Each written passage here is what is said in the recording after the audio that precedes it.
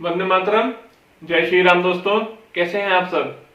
दोस्तों, इस देश के हर उस व्यक्ति की जिसकी आस्था भगवान श्री राम से जुड़ी हुई है, उसे कांग्रेस पार्टी के नेताओं का वो नारा तो याद ही होगा जिसमें वो देश के करोड़ों राम भक्तों की आस्था का मजाक उड़ाते हुए कहते थे कि रामलला हम आएंगे, मंदिर वहीं बनाएंगे, बस तारीख नहीं बताएंगे।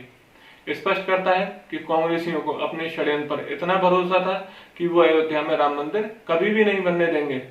लेकिन साल 2014 में सत्ता में आने के बाद से प्रधानमंत्री नरेंद्र मोदी द्वारा किए गए प्रयासों का ही ये नतीजा है कि पहले तो देश की सुप्रीम कोर्ट ने राम भक्तों और राम मंदिर के पक्ष में फैसला सुनाया और अब 5 अगस्त को भव्य राम मंदिर निर्माण के लिए भूमि पूजन भी होने जा रहा है। तो इस बीच एक बार फिर से कांग्रेसियों और लिब्रांडुओं के पेट में मरोड़ होनी शुरू हो गई है और उन्होंने भूमि पूजन जैसे शुभ कार्य को रोकने के लिए भी नई साजिशें रचनी शुरू कर दी हैं। लेकिन इस देश के गर्वित हिंदू और राम भक्त होने के नाते मैं इन कांग्रेसियों को इन्हीं की भाषा में कुछ कहना चाहूंगा कि रामलला हम 5 अगस्त को आएंगे और भव्य राम मंदिर वहीं बनाएंगे। दोस्तों, आगे बढ़ने से पहले मेरी आप सबसे एक रिक्वेस्ट है कि वीडियो को एंड तक जरूर देखें और अगर आपने अभी तक चैनल को सब्सक्राइब नहीं किया तो चैनल को सब्सक्राइब करें और बेल आइकन दबाना ना भूलें, जिससे मेरी आने वाली नई वीडियोस की नोटिफिकेशन आपको मिलती रहे।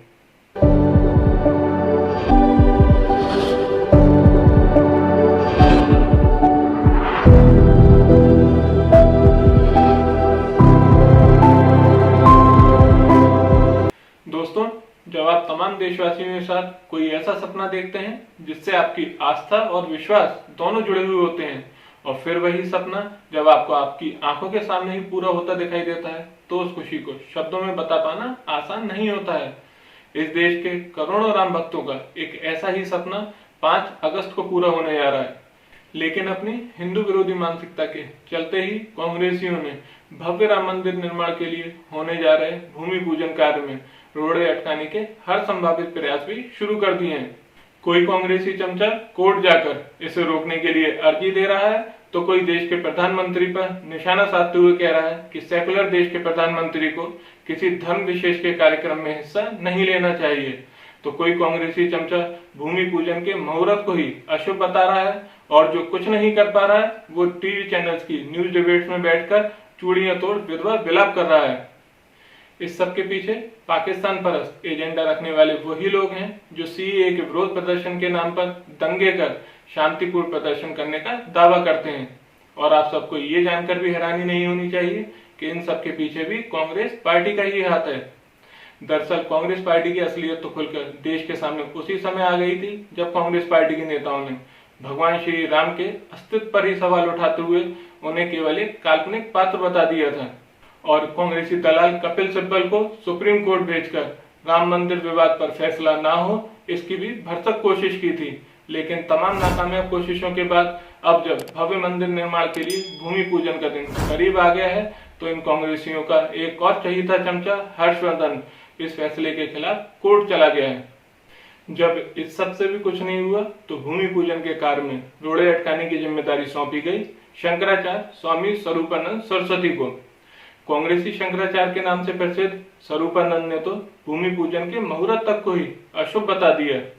इससे पहले भी स्वरूपानंद कई बार कांग्रेसी जुबान बोलने के चलते सुर्खियों में रह चुके हैं, फिर वो चाहे राम मंदिर का मामला हो या धारा 370 हटाने का। लेकिन जब कांग्रेसियों को अपना ये पैंतरा भी फेल होता दिखाई दिया तो कांग्रेस की तरफ से एंट्री हुई विलन नंबर 3 साकेत गोखले की। खुद को एक एक्टिविस्ट बताने वाला साकेत दिल्ली का रहने वाला है और पेशे से एक वकील है। साकेत के ट्विटर हैंडल पर लगी उसकी और राहुल गांधी की फोटो को देखकर आप अच्छी तरह से समझ सकते हैं कि आखिर ये रिश्ता क्या कहलाता है। दरअसल साकेत ने 22 जुलाई को इलाहाबाद हाईकोर्ट में एक याचिका दायर कर 5 अगस्त को होने वाले भूमि पूजन कार्यक्रम पर रोक लगाने की मांग की थी। साकेत ने अपनी याचिका में कहा था कि इस भूमि पूजन कार्यक्रम में प्रधानमंत्री नरेंद्र मोदी सहित करीब 300 लोग हिस्सा लेंगे, जो कोविड-19 को देखते हुए सरकार द्वारा जारी की गई गाइडलाइंस का उल्लंघन है। साकेत ने आगे ये भी लिखा कि मैंने एक आरटीआई दाखिल कर सरकार से ये जवाब मांगा है कि आखिर किस आधार पर भूमि पूजन के इस कार्यक्रम के लिए अनुमति दी गई। कांग्रेस पार्टी का ये दाव भी बेकार गया। हाईकोर्ट ने साकेत की ये याचिका खारिज कर दी और साकेत को लताड़ लगाते हुए कहा कि ये याचिका तथ्यहीन और आशंकाओं पर आधारित है। साथ ही हाईकोर्ट ने यह भी कहा कि हम आशा करते हैं कि उत्तर प्रदेश सरकार सोशल डिस्टेंसिंग के सभी मानकों का पूरा पालन करते हुए राम मंदिर भूमि पूजन के कार्यक्रम का सफल आयोजन करेगी। ये देखकर तो यही लगता है कि साकेत गोखले भी भविष्य का कपिल सिब्बल ही है, जो मुंह की खाने के बाद भी खुद को सही बताता है। इस सब के बीच AIMIM पार्टी के सांसद इम्तियाज जलील ने प्रधानमंत्री मोदी पर ही सवाल खड़े करते हुए कहा कि जब प्रधानमंत्री राम मंदिर के भूमि पूजन कार्यक्रम में शामिल हो सकते हैं तो फिर बकरीद पर आके रोक क्यों लगाई गई है। मियां कर दी ना वही अपने नाम जैसी जलीलों वाली बात। दोस्तों, एंड में मैं कांग्रेस पार्टी के लिए बस यही कहना चाहता हूं कि कांग्रेस पार्टी पर वो कहावत बिल्कुल सटीक बैठती है कि दिया बुझने से पहले कुछ ज्यादा ही फड़फड़ाता है। राम मंदिर का विरोध करते करते कांग्रेस पार्टी सत्ता से सड़क पर तो आ ही गई है। अगर कांग्रेस पार्टी ने अपनी ये हिंदू विरोधी मानसिकता नहीं छोड़ी तो कहीं ऐसा ना हो कि कांग्रेस को अगला चुनाव पाकिस्तान या इटली में लड़ना पड़े। दोस्तों, मेरी वीडियो को लेकर आपकी अगर कोई भी राय है तो मुझे कमेंट सेक्शन में जरूर बताएं। अगर आपको मेरी वीडियो अच्छी लगी हो तो वीडियो को लाइक करें, शेयर करें और चैनल को सब्सक्राइब करना ना भूलें। अगर आप ये वीडियो फेसबुक पर देख रहे हैं तो मेरे पेज को फॉलो करें। जय हिंद।